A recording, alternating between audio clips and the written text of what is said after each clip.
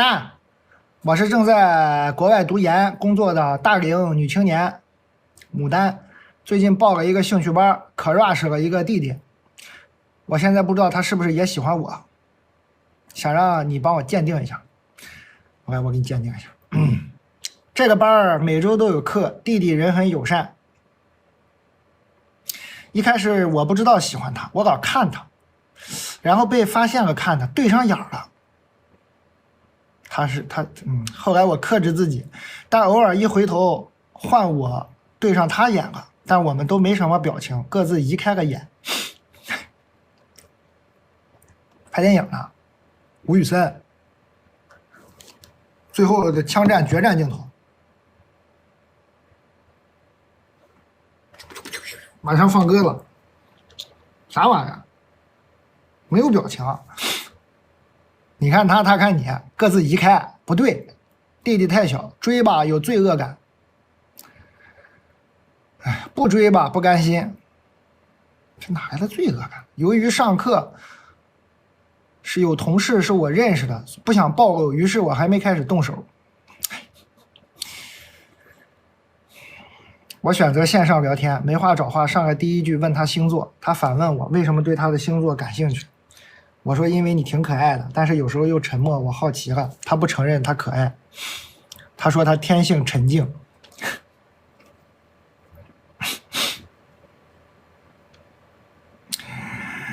我第一次见问星座被反问的，以为冒犯了他的隐私，立马滑跪道歉。他说别担心，只是太突然了，没生气。我说这就是为什么你可爱呀。他说别让我尴尬啊。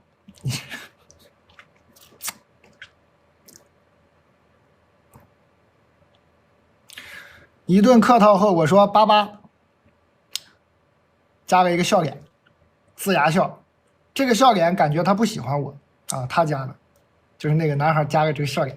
这笑脸我感觉他不喜欢我，因为我只跟老板发这个，不跟朋友发啊，那不一定。第二次我问他去班里的聚会吗？他说不去。我说好，他没回。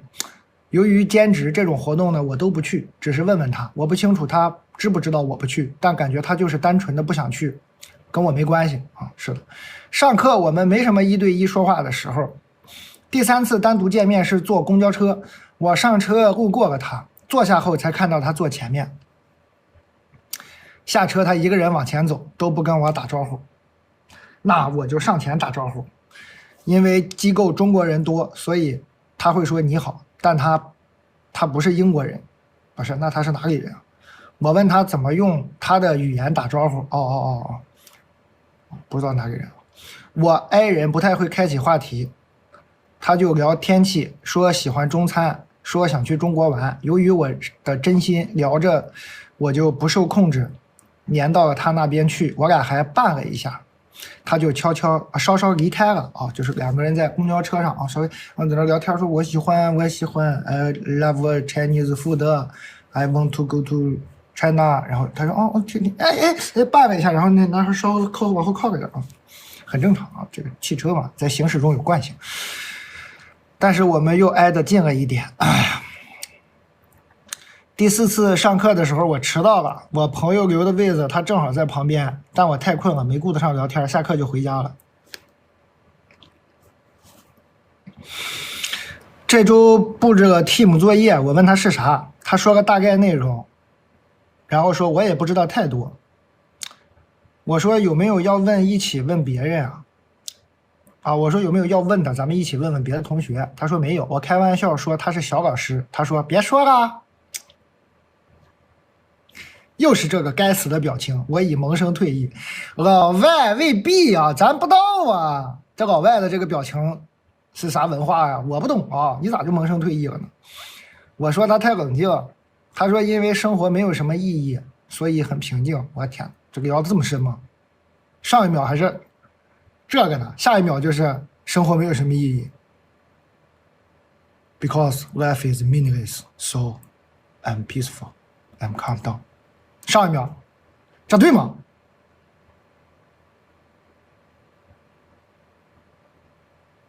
啊？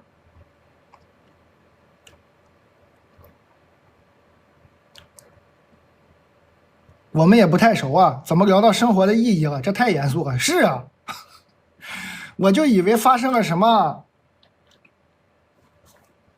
不好的事儿，安慰他，他立马滑跪道歉，说这是个玩笑，他一切都好，但感谢我的支持。哎呦，这句听出是老外了。Thank you for your support。我说呀，这太过分了。他说他知道，所以他是个坏人。啊？哦，哎呦，这小孩儿，这外国小孩儿也这德行啊？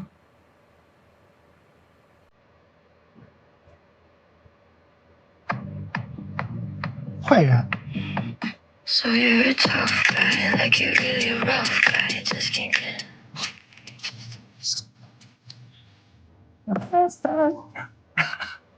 bad guy 啊！我说以为有不好的事发生的，但如果只是玩笑，那就更好了。他说他是幸福的男孩，没有不好的事发生。刚不还 bad guy 的吗？这会儿又成 happy boy 了。我说你还是可爱的男孩，他说不可爱。我说就可爱，就可爱，用英语怎么表达？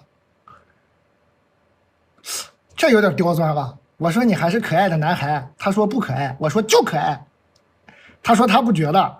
然后他先说要睡了，晚安。我道别后补了一句：“那你可能是酷盖。”他回复说他就是酷。我说 OK， 他回了个这。我感觉他喜欢不了一点，怎么不是？就是我又不是他老板，为什么这样？我不知道这个老外这个表情用什么意思，我真不懂呀。我没有跟这个酷盖 bad guy 谈过，我不懂啊。且都是他先结束对话，我不明白。就小孩吧，我听这个感觉就是个小朋友啊，这前言后语的，感觉是个小孩啊。求蛋帮我鉴定一下，还有机会吗？机会肯定还是有的吧，应该。如果没什么意思，我也不打算聊了，你聊吧，聊聊呗，无所谓吧。我判断不了啊，这你找一个外国人问问，我这判断不了，我不知道他这表情啥意思。但是从他这个聊天在意可爱不可爱啊，在意什么幸福人生酷盖 bad guy 这些玩意儿，一听就是小朋友，聊个哲学吧，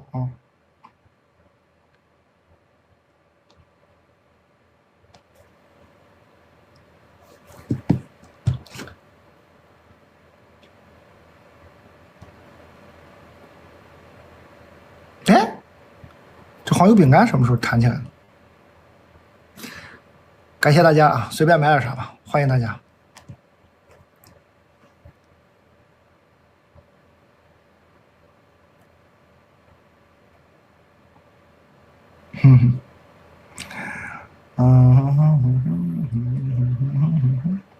到，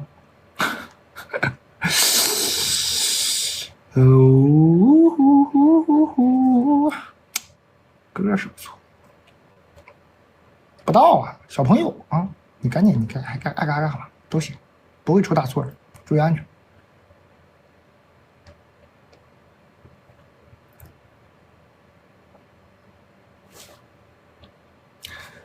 麻酱米线，好吃，你爱吃麻酱就好吃。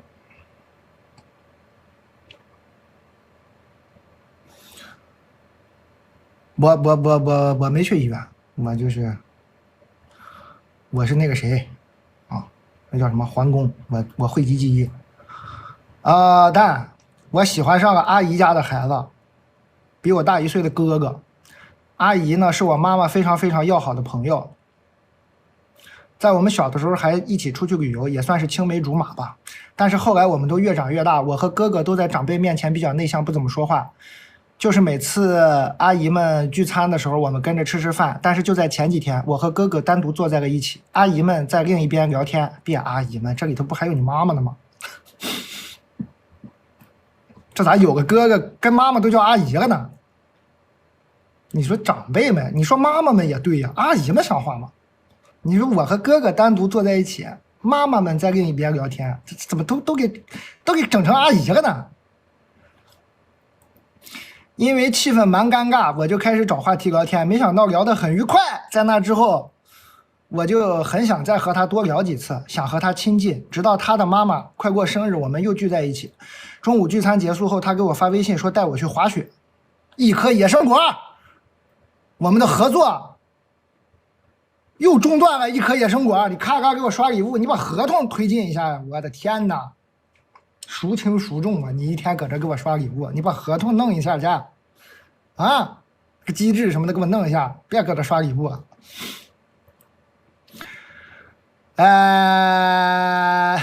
要带我滑雪，我特别激动。整个滑雪过程中，他都很照顾我，帮我系鞋带、拿东西，牵着手教我，在我摔倒时还把我抱起来。刚刚那个，嫉妒吗？刚刚那个姐们儿，木法沙，辛巴，你在吗？木法沙，你看看人家这个，我不是故意气你啊，他写的，不是我写的，羡慕吗？啊？牵着手教我，在我摔倒时还把我抱起来，这不就是你期待的吗？要不你俩滑雪去吧，刚那个姐妹儿，别搁那天天看星星看月亮，聊诗歌了。你跟那个男的，你俩别天天5个小时，你俩滑雪去吧，感觉有用啊。这让我狠心动了。结束之后，我一直在想那天的种种细节。之后我就老想找话题给他发信息，跟他聊天。一开始他也会回我消息，接我的话，但没几天他就过了好久才回，也没有顺着我的话接话，我也没再发。心里在想，他是不是只把我当妹妹？滑雪那天，是不是就你俩，姐们儿？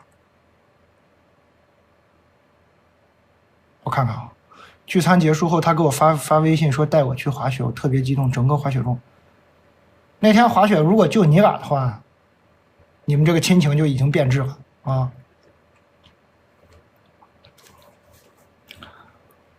这样做是不是在保持界限？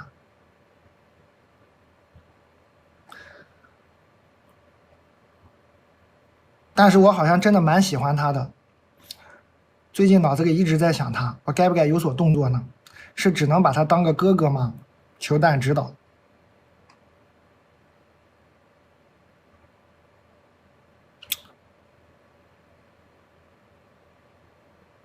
你要不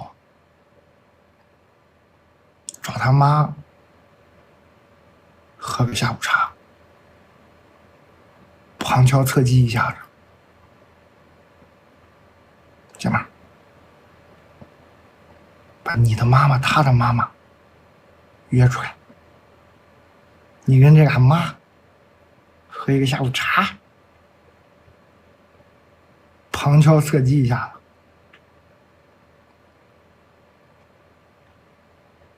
怎么个事儿？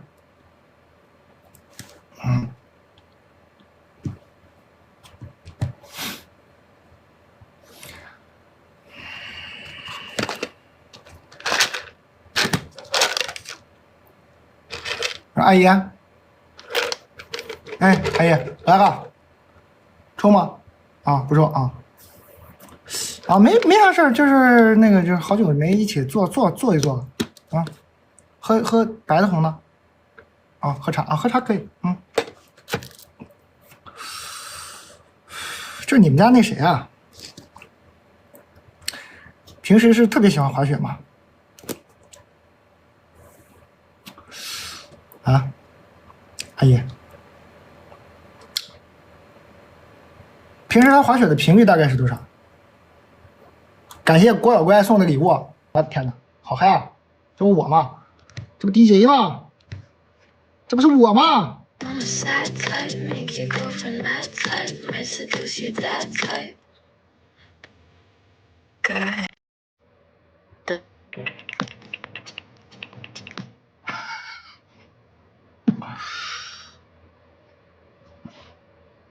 感谢大家，我发券了，随便抢一串买，感谢。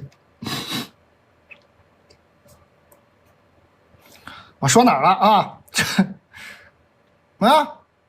每个月滑几次雪？上次跟我滑完雪回家以后说什么没说？平时都跟谁滑雪？有没有跟那些社会上那些有一些社会上的女的跟他们滑雪吗？他滑不滑他啊？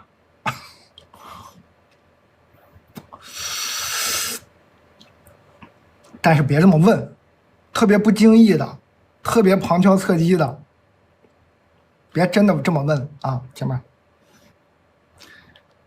因为呢，这个家长聊孩子，其实你稍微一勾引，他就滔滔不绝了，你不用一句一句问，姐妹儿，你就随便你们聊什么很自然的，聊到你的学业是很自然的事儿，聊到你的时候，你妈就很自然的会聊到她的儿子的什么学业什么，马上一下就顺说滑雪是怎么回事？哎呀，平时，哎呀，我们家儿子吧哪儿都好，学习也好，你看身体也不错，哎呀，就是这个个人问题，你不知道他是不开窍还是怎么了？天天回家就在家里一待，有时候就去滑个雪。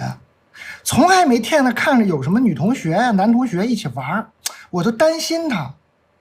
哎，那谁啊？是不是？哎，这个很自然，非常自然，一下就聊进去了。你们就见一面吧。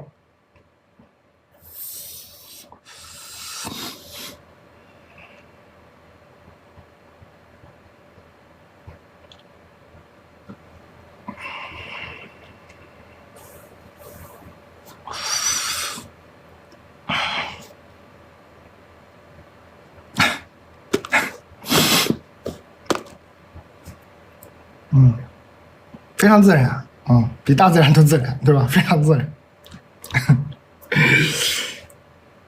你就大概知道了嘛？你就大概知道他儿子平时的兴趣爱好、行踪啊什么的。不要怕，姐妹儿，你就稍微有一点露出马脚，就是稍微那个阿姨开了你句玩笑，好比你叫，咱们就说好比你叫小牛吧，你在那刚说。阿姨突然，哎，小牛今天怎么老问你哥的事儿啊？不会是上次滑雪？哎呦，你看，啊，你那时候，阿姨你别说，没有，脸一红，露点马脚 ，even better， 姐妹儿，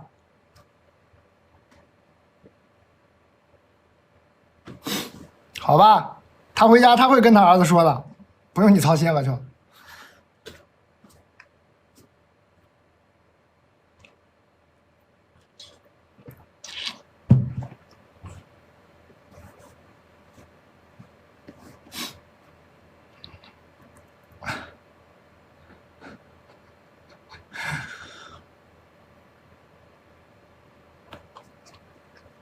就稍微的，你就是稍微就是多米诺骨牌，你就碰一下，后面都自然就会发生，不要操心，别搁家天天想着他喜不喜欢我，他爱我，他不爱我，想这干啥呀？一顿下午茶就完事儿了，能行不能行就知道了。快去吧啊！蛋总好，这封信的题眼是多年纠缠，人到底该如何克服错过年少爱人的无力感？你还自己总结上题眼了。我跟他是高中同学，正式在一起是读完大学，是我喜欢的他，暗示加勾搭，然后他提出了在一起。那时候我在国外读书，这集我怎么感觉看过呢？他在国内工作，年轻的时候觉得异国恋加7小时时差抵得过相爱，抵不过相爱，姐们儿。我看你总结题眼，我还觉得你是个语文好的呢。年轻的时候觉得异国恋加7小时的时差抵得过相爱，抵不过。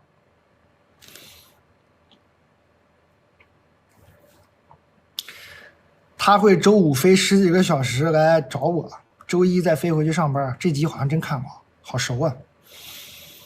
后来分手是因为我出轨喜欢上了别人，一个在身边天天能见到的人。这件事对他造成了很大的伤害，以至于在我们分开后的6年里，他再也没有谈过恋爱。我不知道那些年他是怎么过的。我是一个没有什么道德底线、心理负担的人。这封信的题眼你自己总结是：多年纠缠，人到底该如何克服错过年少爱人的无力感？这是你的总结啊。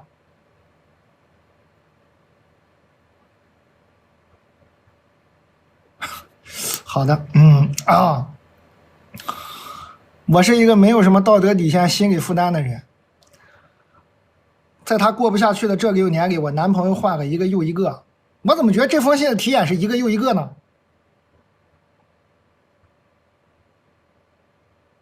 还有1分钟，还有1分钟发券了，朋友们，抢券了啊！帮我买点啥？感谢。直到前年回国，我们重逢，喝酒微醺时，给他打电话，我知道他会随叫随到，不管他在多远。这次见面时，我已经有男朋友了，但是我和他还是不可避免的发生了成年人的一切。干啥？一起上班了？什么？一起上班挤地铁了？干啥？算绩效啊？你干一起？什么成年人的一切？干啥呀？你干？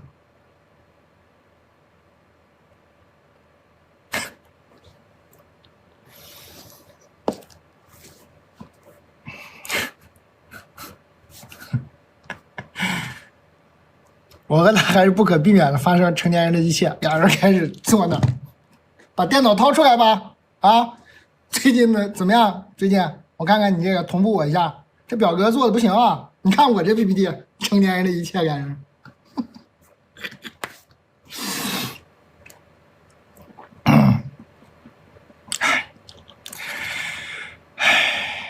这之后我回来接着工作，和现在的男朋友也在稳步的进行，直到前段时间回国，在朋友的聚会上又见到了他，又加班了，又一起加班了。他已经有女朋友了，准备今年谈婚论嫁。起初我们见面表现的都很克制，像大人一样，因为知道彼此都有伴侣了。后来酒过3巡，我没醉，他微醺，一起在阳台上抽烟的时候，忽然很想抱抱他，心里清楚这是最后一次见面了，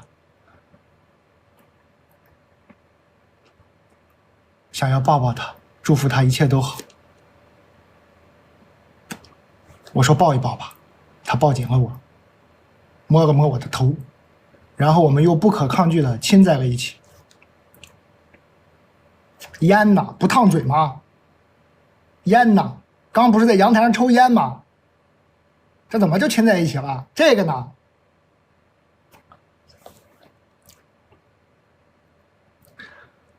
之后又发生了不该发生的，又加班了，又做表了，啊，写 PPT 了又。他说今年会结婚，说很喜欢现在的女朋友，跟我的这次是最后一次。听到他要结婚了，我乱个阵脚。哎，你别乱行吗？你稳住，姐妹儿，你这个阵脚你给他稳住行不行？你这时候乱什么乱呀？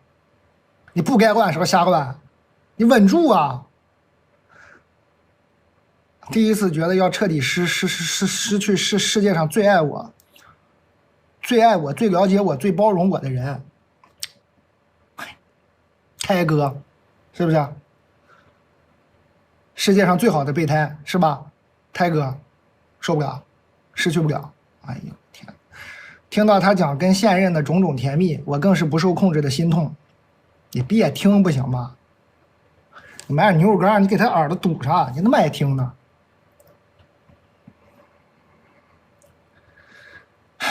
道德没有底线，但人性还有尊严。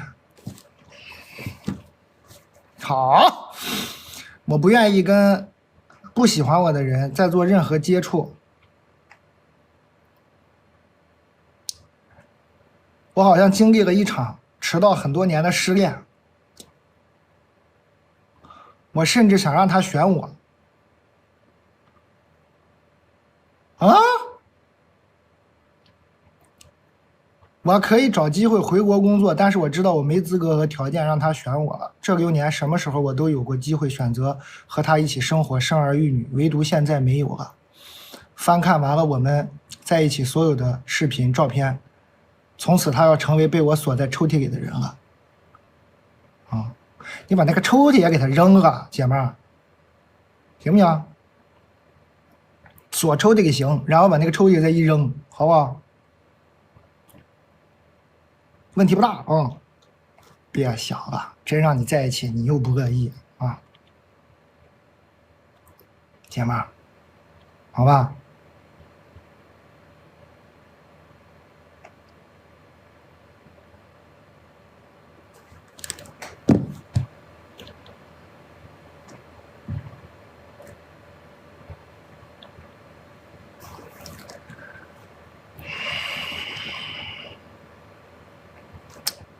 啊，别想了，真让你在一起你也不行。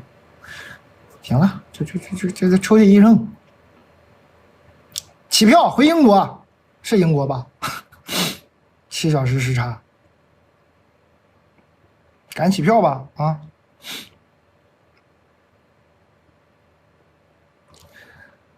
回去该干啥干啥吧。你这封信的题眼是一个又一个，锁在抽屉里啊！赶紧吧，你回去接着过你那一个又一个的快乐人生呗！你真是你还。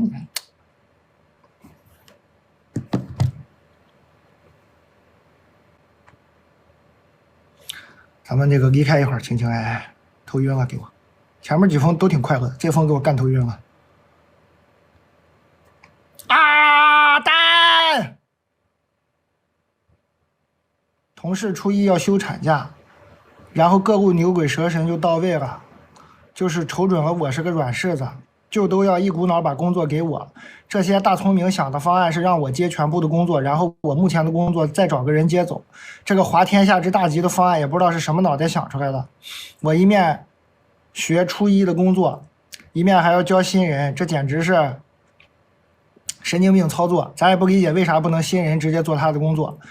领导说初一的工作重要，新人做不了，我满脑袋问号。那我的本职工作就可以说不干就不干吗？去年加班 N 多，我也是大冤种。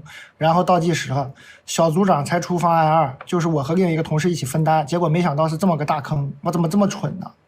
交接工作的时候，我发现内容莫名其妙的出现在我的分工里，就是原来没有的莫名其妙的工作都出现了。然后我问那个小组长怎么回事，他说是领导分给我的，全是隐藏款。然后我就沟通说这些都不是当时跟我说的，他说不可能，领导就是这么安排的。然后奇葩的来了，我这个小组长还跑领导那告状去了，说我不满意这个分工，然后领导把我教育了一顿，说不要把事情想得太复杂，到时候大家都会帮忙的。我哑口无言，我被告了黑状，分工不均，说的这么冠冕堂皇，然后我真的累了，身心俱疲，就是没有任何反抗的手段。我一面觉得应该帮一下同事，一面我这个理想主义又觉得这件事非常不公平。怎么初一的岗位一点都不分担，是怎么回事？这2天一直觉得心口很堵，实际情况也是很难辞职，感觉不应该退缩。我也试图安慰自己，就是也可以学到点新的业务。哎，活在每分每秒的当下吧，受害者思维要不得，但想来想去还是很难受，幻想裸辞，然后跟我的大领导说，我希望大家能为这些工作共同付出努力，创造和谐的职场，公平对待每一个人。我现在上班也不开心了，我怎么办呢？我很难专注当下。我也知道，如果决定接受了，就不要内心想着不公平为难自己，但还是很难开心和很难平衡。感觉自己因为不会沟通，不会battle，吃了太多的苦，很内耗啊。感谢蛋总，感谢大家的聆听。你这个说的太不细节，我也不知道该怎么帮你。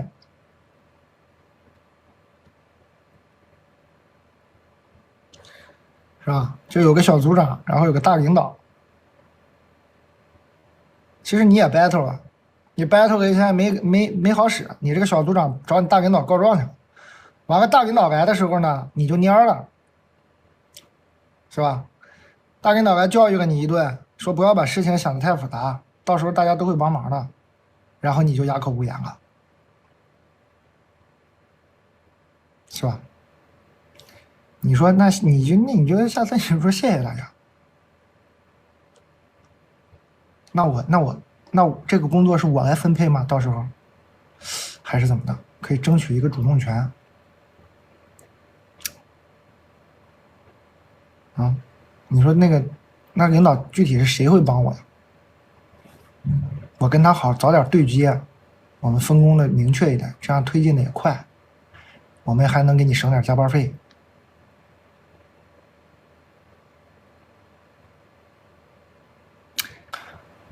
你好，蛋，我是一名研3的学生，你现在是我最好的论文搭档。最近我的烦恼是，我是土木专业的女生，对毕业之后的方向一直很苦恼，不想去工地从事施工行业，也不想去设计院每天加班还发不出工资。我在寻找转行的机会。我英语过了6级，对英语方面很感兴趣，不知道是不是可以从事教培方面的工作。学校和家呢都在东北。不知道该不该往大城市冲一冲。很喜欢上海这个城市的感觉，想问一下我该怎么转行寻找自己的道路？过6级从事教培，好像有点不够用啊。榜友，冲可以，你是不是稍微再考什么雅思那些玩意儿啊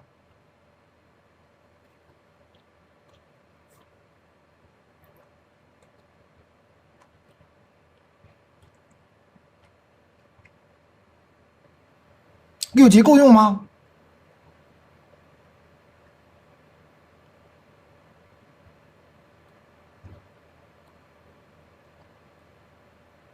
我还觉得不太够用呢。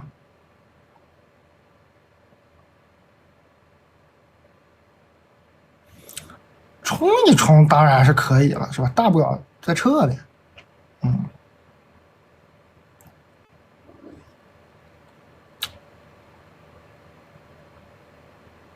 转吧，不想吃那个苦就早点转吧。那苦是真挺苦，那你要是吃不了，你早点转呗。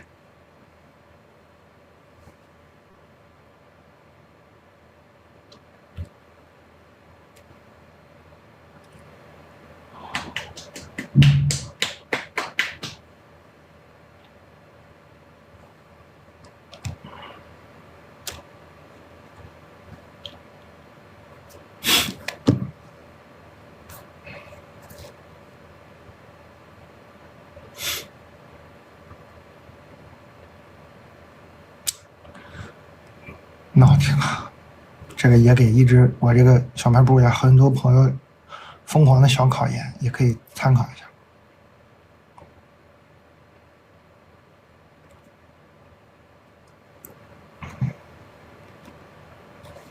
是吧？冲一冲是可以的。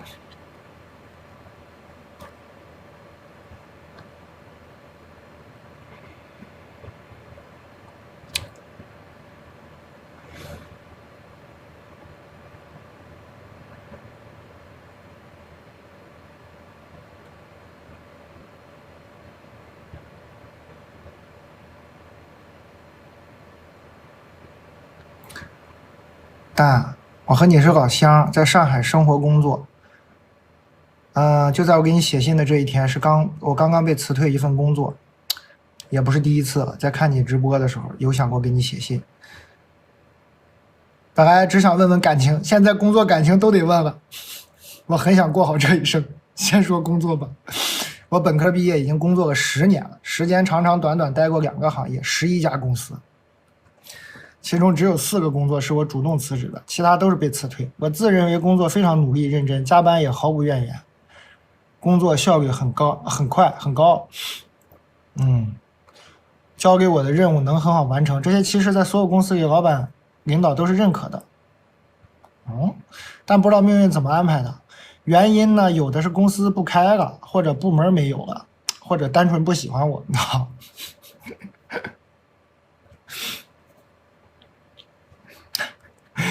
我真的累了，这种被辞退的职业生涯模式，同龄人大多成家立业，但我一直一次次跌倒重来。也插播一下我父母的情况吧。几年前他们离婚之后，我们的关系也变得疏远了。一些原因关系已经到了和妈妈没有微信的程度。我近几年也是自己过年吧，不过我认为健康开心很重要，我可以坚强，但我受不了这种被生活否定的感觉。再说感情呢，我几乎也没怎么谈过恋爱，有过2段都是已婚男士。我不会主动靠近男生，对喜欢我的信号也比较不敏感，他们2个都是主动靠近我，并且在一定时机符合了我心理需求的人。我知道这不符合道德，但是他们是在开始装作了单身。这2个人在我感情历史里是比较像谈恋爱的吧。我也想有正常的关系，并不一定是在物质上帮助我，最起码可以互相鼓励。说了这么多没有抱怨的意思，我最起码还是很健康的，很认真，也很热爱生活，但是我不想停滞不前，我想过好这一生，我想有所发展，我想实现价值，我相信会好的。但你可以帮我在这2方面稍微解解惑吗？不容易啊。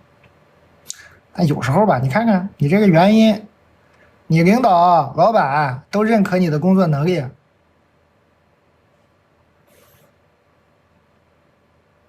但是你公司倒闭了，部门裁撤了，咋办呢？啊？是不是啊？这你就不用往自己身上归因了吧？这比较倒霉嘛。碰上行业不景气了呗，咋办呢？接着找呗，接着干呗，没啥办法。咋办？关关难过关关过了，知道？这没有任何办法，你就倒霉呗，接着干呗。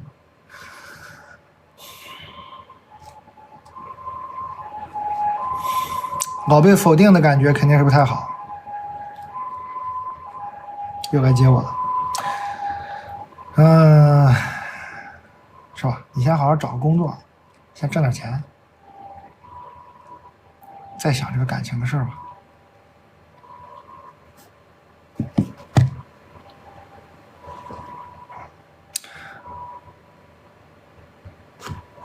呸！那个，你这个就是比较灰色。哎呦，感谢妹子，刚刚那个刮过胡子了，这是我们的客户。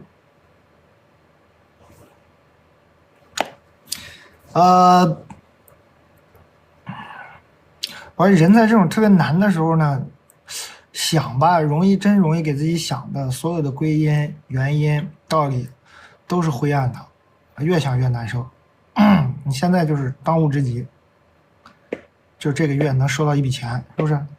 干点啥，赚点钱，喝点，跟朋友们待会儿，想想吧，也就无所谓了。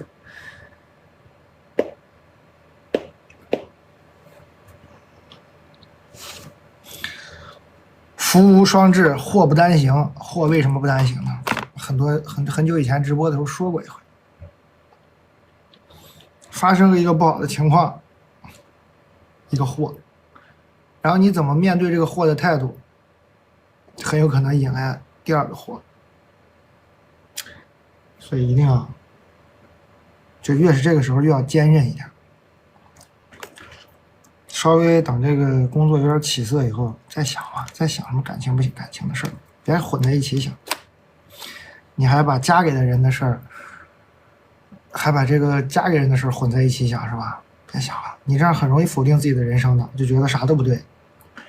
家庭呢也不亲切了，感情也没有，事业还被否定，你这么想能行吗？先有一个支棱起来，一个支棱起来了，就觉得那些也还行吧，只能先支棱起来啊。一白遮百丑，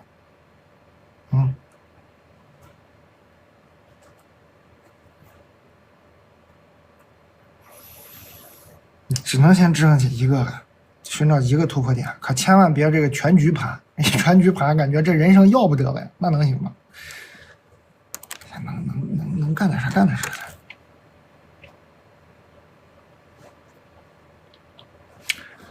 把这个秒杀品给他们谈一谈。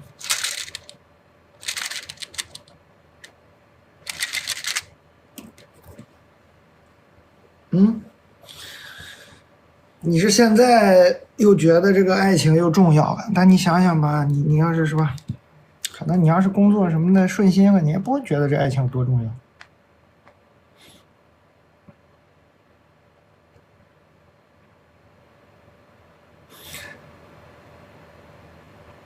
挣去了啊！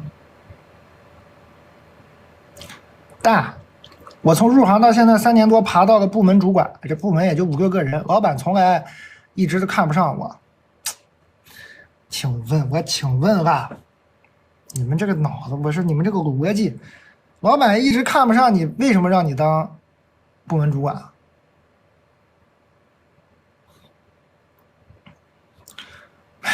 老板从来一直看不上我，觉得我的沟通能力和管理能力很弱，这确实也是我的弱项吧。虽然有进步，但比较慢。但关键时刻做项目又没人可用，只能让我顶上去，也算是能解决问题。今年年初我听到他们说，我去年作为主管太自私了，不给大家分享我学的，只顾自己成长，甚至之前有人离职都说可能是我分配提成不公导致的。听到这些我还是非常失望的，但不知道怎么去处理这些事儿。一是离职换个单位，二是去证明自己可以哪种会让自己好一点。虽然这个证明不是给别人证明，而是给自己证明。请蛋总分析一下，你这个沟通能力确实有问题啊！啊，沟通是建立在理解的基础上，朋友、吧友，你的理解就有问题啊，是不是？你从开始理解他就是从负面理解的。你这个老板，项目没人用，非得挑一个自己看不上的当部门主管。朋友，你这个理解上没理解对，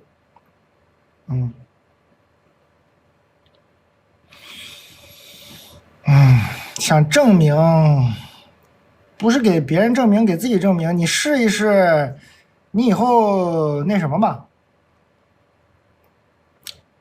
你部门多少人？5、6个人，你每周给这5、6个人写周报，不是让他们给你写啊，你给他们写，你试试。你要觉得想证明一下自己，你感受一下。你现在面对的问题不就是说只顾自己成长，自己的所学没有分享给别人吗？你把你每周的周报，你给你手下的这些人每周给他们更新周报、月报啊、季报，你感受一下，也许有用。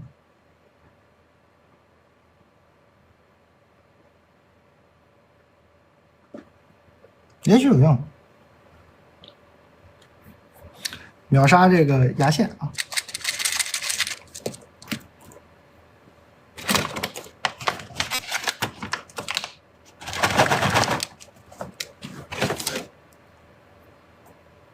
好吧，这个呢，你就是跟他们沟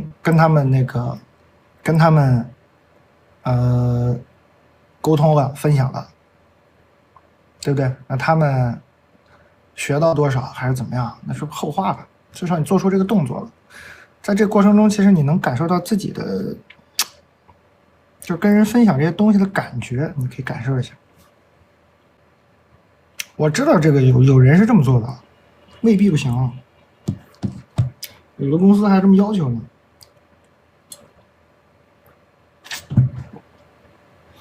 我有一些朋友的公司就是要求那个周报就是逆向写的，周报就是一级一级往下写，不是一级一级往上写。我觉得有道理的，我真觉得很有道理，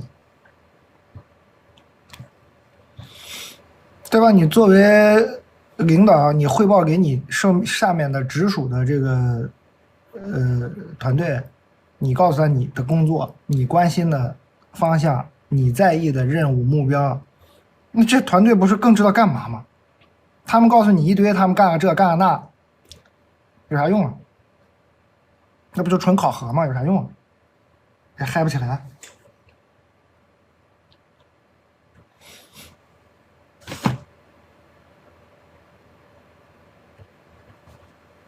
你往下写，不就更知道这公司想要什么吗？大家都清楚，也省事儿，少很多抱怨，少很多麻烦。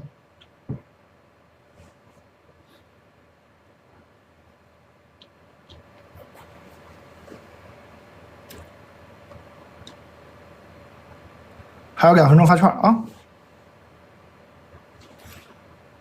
对，你看有人说，其实很多老板不知道自己要什么。是的，你说的很对。所以写这个也是梳理自己的想法的一个过程。我跟这个朋友也是嘛，你就这么去弄，你自己也知道自己要什么。你说你怎么带这个团队呢？你的团队也不知道你要干什么，你就告诉你不停的跟他们说啊，你自己也把自己理顺了。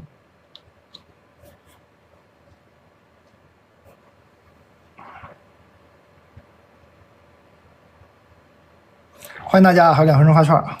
感谢感谢。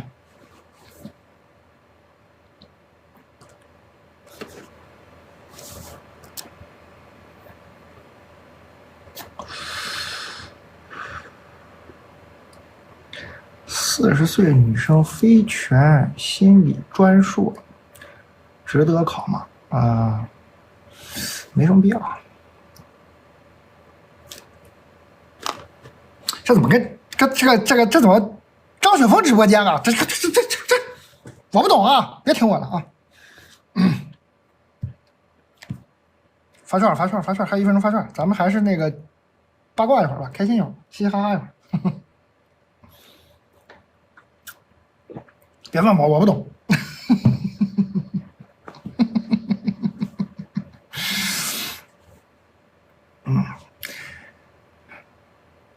没啥必要，这个我还真咨询过，没啥必要。